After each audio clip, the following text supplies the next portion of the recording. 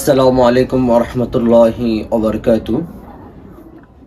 লাখো কোটি শুকরিয়া জ্ঞাপন করি মহান রব্বুল আলমিনের দরবারে এবং দুরুদ সালাম পাঠ করি পিয়ারা নবী হযরত মুহাম্মদ মুস্তাফা সাল্লাল্লাহু আলাইহি সাল্লাম তার পরিবার পরিজনের উপর। প্রিয় দর্শক, আকিদা একাডেমির দ্বিতীয় পর্বে আপনাদের সবাইকে স্বাগতম জানাচ্ছি। আমরা গত পর্বে জেনেছিলাম আকিদা কি এবং কেন তা একজন মুসলমানের জীবনে খুবই গুরুত্বপূর্ণ। আজকে এমন একটি বিষয় জানব যেটা আমরা অনেকেই জানি না এবং যেটা প্রত্যেকটা মুসলমানের জানা খুবই জরুরি। কেন আল্লাহ তাআলা সকল নবী রাসূলদেরকে সর্বপ্রথম তাওহীদের দাওয়াত দিতে নির্দেশ দিয়েছেন?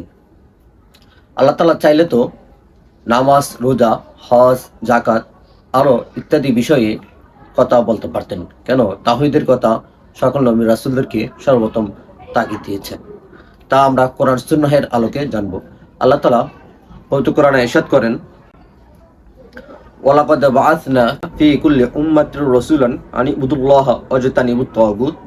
তো আমি প্রত্যেক জাতির কাছে একজন রাসূল পাঠিয়েছি এই নির্দেশ দিয়ে যে তারা যেন আল্লাহর ইবাদত করে এবং তাগুতকে বর্জন করে। এই একটি আয়াত আমাদেরকে জানিয়ে দেয় পৃথিবীতে যত নবী রাসূল এসেছেন তারা সর্বপ্রথম তাওহীদের দাওয়াত দিয়েছেন।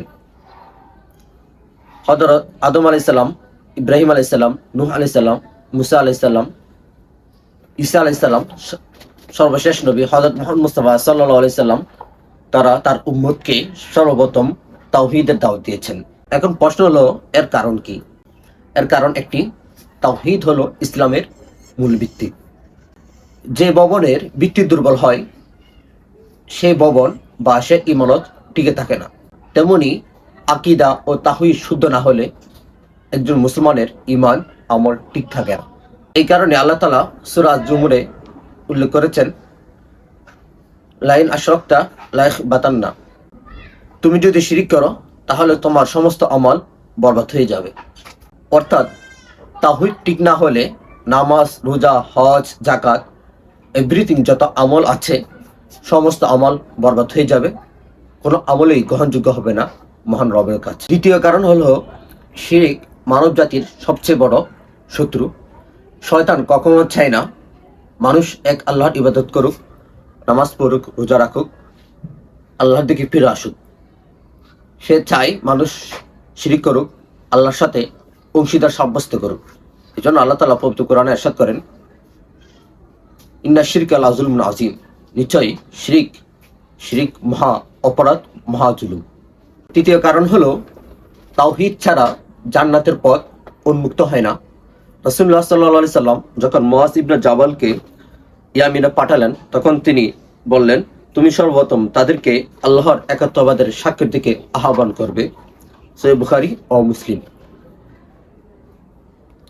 লক্ষ্য করুন, রাসূলুল্লাহ সাল্লাল্লাহু আলাইহি সাল্লাম দাওয়াতের শুরুতেই তাওহীদের কথা উল্লেখ করেছেন। তাওহীদের বিষয়ে তিনি ওই সকল লোকদেরকে দাওয়াত দিতে বলেছেন। এটি আমাদের জন্য বড় শিক্ষা। আমরা যদি রাসূলুল্লাহ সাল্লাল্লাহু আলাইহি সাল্লামের পথ অনুসরণ করি, তাওহীদের দাওয়াত দেই, তাহলে একজন কামেল বা পরিপূর্ণ ঈমানদার হিসাবে আমরা সাব্যস্ত হব। এখানে একটি গুরুত্বপূর্ণ ভ্রান্ত ধারণা যা আমাদের সমাজে প্রচলিত রয়েছে। অনেকেই মনে করেন তাওহীদ নিয়ে কেন এত আলোচনা, পর্যালোচনা, কিন্তু বাস্তবতা হচ্ছে যতদিন জমিনের বুকে শিরিক থাকবে ততদিন তাওহীদের দাওয়াত হবে, তাওহীদের দাওয়াত থাকবে। কারণ শয়তান সবসময় চায় মানুষ শিরকে লিপ্ত থাকুক। এই জন্য ঈমানদার উচিত হচ্ছে শয়তানের মোকাবেলায় তাওহীদের দাওয়াত দেওয়া, সর্বদাই আল্লাহর একাত্মবাদের দাওয়াত দেওয়া। এই কারণে রহিমাহুল্লাহ বলেন, সমস্ত রাসূলের দাওয়াতের মূল ছিল আল্লাহর একত্ব প্রতিষ্ঠা এবং শিরককে নির্মূল করা। প্রিয় দর্শক, আজকের আলোচনার মূল বিষয় হচ্ছে যে তাওহীদ আল্লাহর একত্ববাদের স্বীকার এবং তা বিস্তার করা। কারণ শিরক হচ্ছে আমাদের জন্য আমাদের ঈমান আমলকে ক্ষতি করার বড় একটা হাতিয়ার। আর শয়তান চায় মানুষ শিরক করুক। আর আমাদের উচিত আল্লাহর একাত্মবাদকে স্বীকার করা এবং একাত্মবাদের প্রচার প্রসার করা। এর জন্য আমাদের ঈমান আমল ঠিক হবে আল্লাহর একাত্মবাদের বিশ্বাসের মাধ্যমে। সবাই ভালো থাকবেন, সুস্থ থাকবেন। আর এই আকীদা একাডেমির ধারাবাহিক আয়োজনে আপনারা কন্টিনিউ করবেন। ভালো লাগলে অবশ্যই শেয়ার কমেন্ট করবেন। আর আপনার কোনো মন্তব্য থাকলে, আকীদা বিষয় নিয়ে কোনো প্রশ্ন থাকলে সেটা অবশ্যই আমাদের কমেন্ট করে জানাবেন। ইনশাআল্লাহ আমরা পরবর্তী ভিডিওতে বা পরবর্তী সিরিজে তার উত্তর দেওয়ার চেষ্টা করব। আসসালামু আলাইকুম ওয়া রাহমাতুল্লাহি ওয়া বারাকাতুহু।